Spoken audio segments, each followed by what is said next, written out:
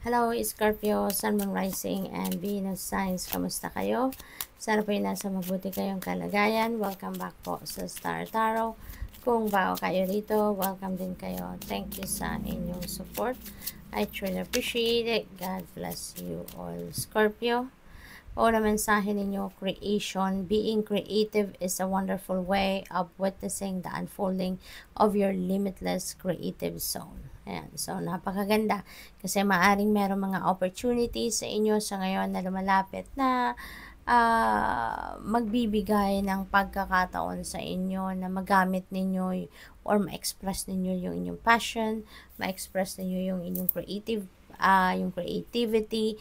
Maaring this is your opportunity to cater, no? Yung ano ninyo, yung mga creative prowess ninyo, yung mga artistry ninyo, yung mga ganon. So, good luck to that. What else? We have guidance. You are not alone. You are guided by masters and teachers of the highest realm. Ayan. Hindi kayo nag-iisa, Scorpio. Baka feeling ninyo wala kayong kasangga. Baka feeling ninyo wala kayong maaasahan. Wala kayong masasandalan. You are not alone. No? Hindi kayo nag-iisa. You're being guided by the masters and teachers of the highest realms. You're being guided by your ancestors. You're being guided by God, no? By your angels, yung ganon.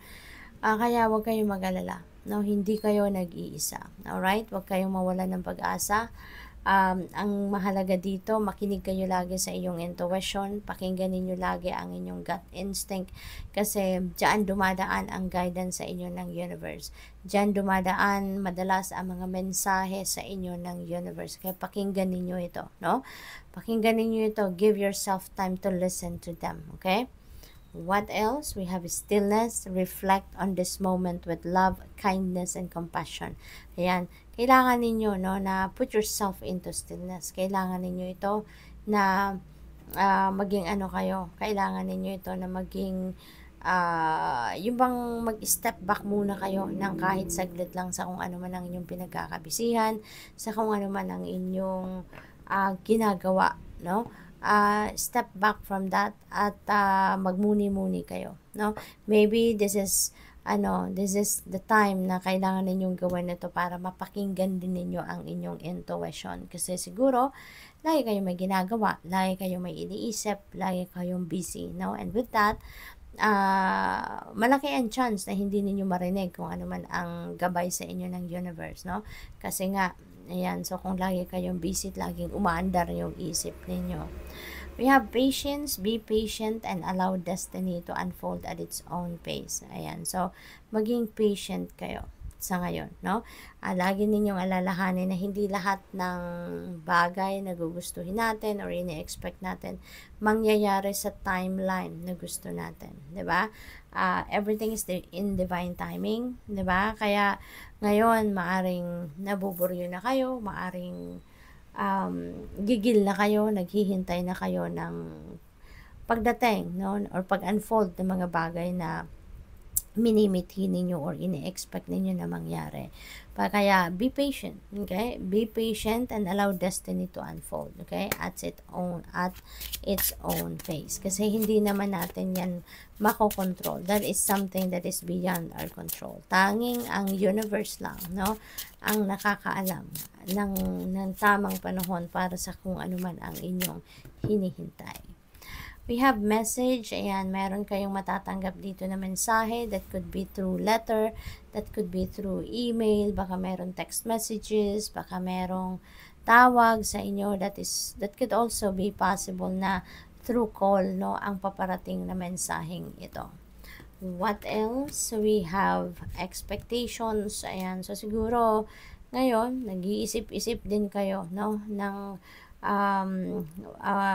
tinitignan ninyo siguro, ina-examine ninyo yung mga expectations ninyo about something. Tinitignan ninyo kung ano na yung mga na-meet na ninyo na expectations ninyo, ano na yung mga nagawa ninyo, ano yung mga kulang pa, 'di ba? Yung mga ganon. So maybe you are reviewing, no, your expectations. We have high honor. Ayan, so meron kayong reward, no, or recognition na makakamit sa ngayon.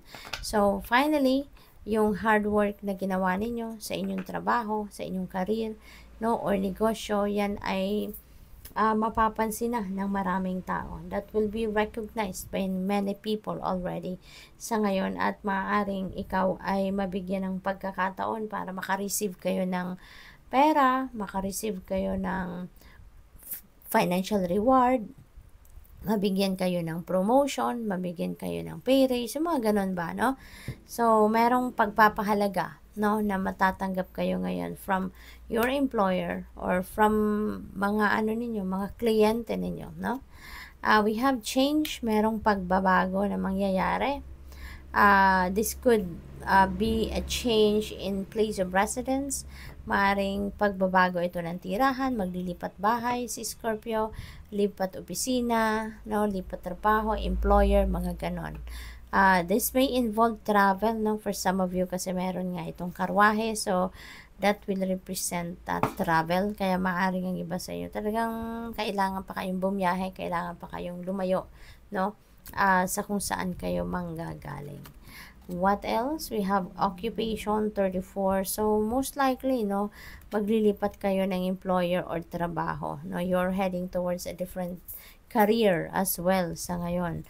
Kung meron man kayong ina-apply ang trabaho, maaring kayo talaga ay matanggap na sa ngayon, at ang maganda rito, baka kung ano yung in-applyan ninyo na matatanggap kayo, baka yan ang dream job ninyo, baka yan ang klase ng trabaho na talagang i-enjoy ninyo, kaya masaya, no? We have main female, this could be you, Scorpio, or this could be someone, a female that you are going to be dealing with at this time, no? Maaring ito yung inyong boss, baka siya yung mag-i-interview sa inyo, baka siya yung mag-hire sa inyo, yung ganon. So good luck. Thank you for watching Love and Light. Namaste.